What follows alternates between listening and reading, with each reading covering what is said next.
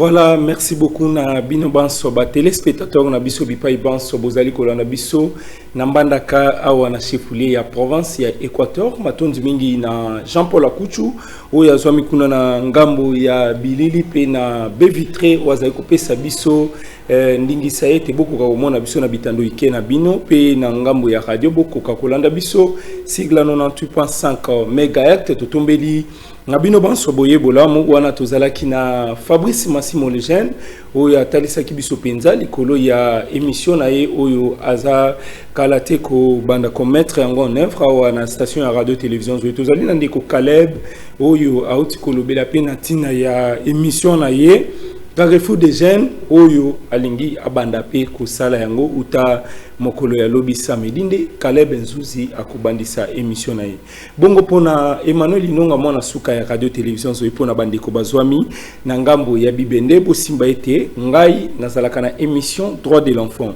Pourquoi émission droit de l'enfant? Parce que na cadre il y a participation ya bana na kokoka na mibeko na biso ya ekolo Congo, notre pays et pays signataire de la convention relative aux droits de l'enfant.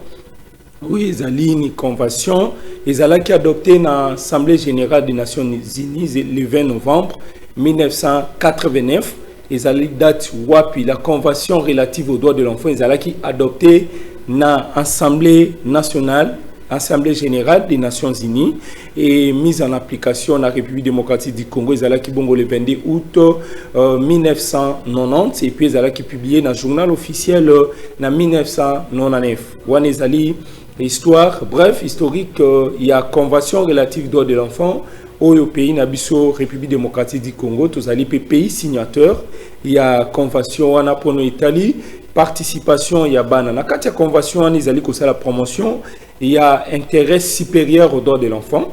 Donc, parler de la survie, la santé de l'enfant, au Italie, parler de l'éducation, au Italie, Kotinda Mwana Okela, si pour Naboye Koli, Kolobelantina, il y a protection, au Italie, Kobati la Mayamwana, Penantina, il y a participation, au Italie, Kozala ya Mwana, na makambo nyonso, au Tozali Kolobelantina nae. Bongo Wanezali, 4 termes, il y a convention relative aux droits de l'enfant. Pourquoi émission droits de l'enfant? Parce que Tozali na bana na katia province. Bana bazali la voix des sans voix. Donc, ba mingongo ya bano bazanga mingongo. Toko lobela yango, toko lekana bana awa pour na participation ya bana. Bana esengeli ba participer na ba activité ou ezali créative, culturelle, ou ekomi matombo na kati ya mboka na biso nzambi bana bazali avenir ya lobby. Na émission droit de l'enfant, tozali na ba thématique o tokosola na yango, tozana ba sujet par exemple l'éducation des jeunes filles. Donc côté ya bana basi na mutindo etali kolata l'habillement des enfants pendant la période de fête, l'habillement des enfants pendant la période de vacances à la maison, kolata ya bana lolenge nini bana basenge balata na kati ya bandako, lolenge nini bana basenge ba se comporter, lolenge nini bana esengeli bazala accueillant na niveau ya ba parcelle et lolenge nini baboti esengeli ba solo la kana bana na cadre ya dialogue entre parents et les enfants. Lisolo kati ya baboti pe bana. Toko sola pe na ba sujet marque wana parce que na kati ya dialogue okomona tango mubutu zo sola na bana okoyeba ba posa ya bana o bazali na yango.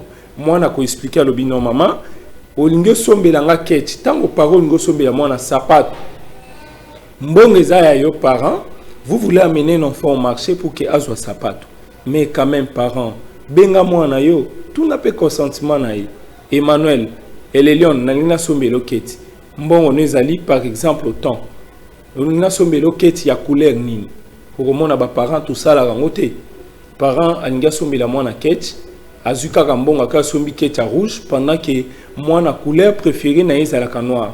Tango ayena keti wana ndako mwana kolata parce que il ayebi que papa elinga keti. Bon papa somi na mbongo mais bien qu'il a respecté vraiment sa couleur préférée na ngate mais na lata kaka pona osepesa papa. Donc na cadre wana ndo moni tokosola pe na cadre ya ba dialogue entre les parents et les enfants. Nangamu mususu tokoloba pe na etali protection ya bana. Nangamu etali protection ya bana. Tozomona bana ibili bazotambola.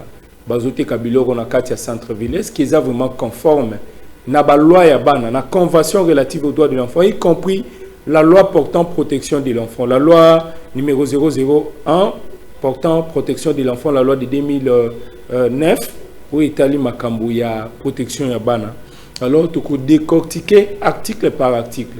Tu as la promotion ya ba droit ya bana, na 4 émissions droit de l'enfant. Mais avant tout, tu peux que moi, bande kobe balobela nga des émissions droit de l'enfant, sa promotion ya ba droit ya bana. Est-ce que les enfants n'ont que leurs droits? Est-ce que les enfants n'ont pas leurs devoirs? Non. Il y a réciprocité. Quand l'enfant a droit, ce qui est comme prérogative reconnue pour moi, na avantage, ba privilège, moi na wana siko doit payer muninga museze pa na devoir. Donc to ko enseigner ba na biso na motindo ete bozala stressé te ba parents. Bolinga ka émission droit de l'enfant.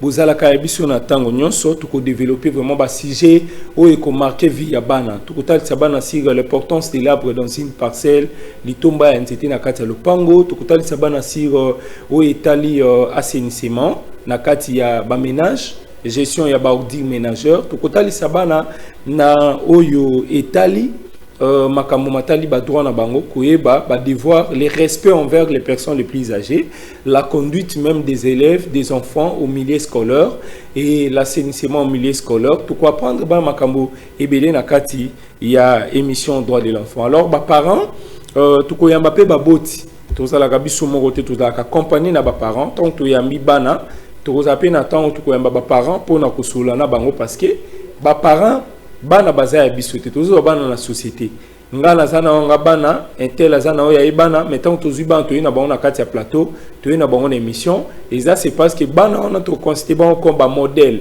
to kozo appeler n'importe quel mois té on va prendre les enfants qui se comportent bien au ba conduite na bango za bien to ya kana bango déjà une émission droit de l'enfant et nous continuerons à les prendre pour que base à la modèle ba ko participer balobi likambo etalibana tango zu muninga ya mwana oteye aloba il y a une compréhension facile par rapport na yo mukolo oloba sujet ya makamatali bana mike vraiment na anglais wana ndi tukosola likolo ya émission droit de l'enfant. Ça sera dans les jours à venir.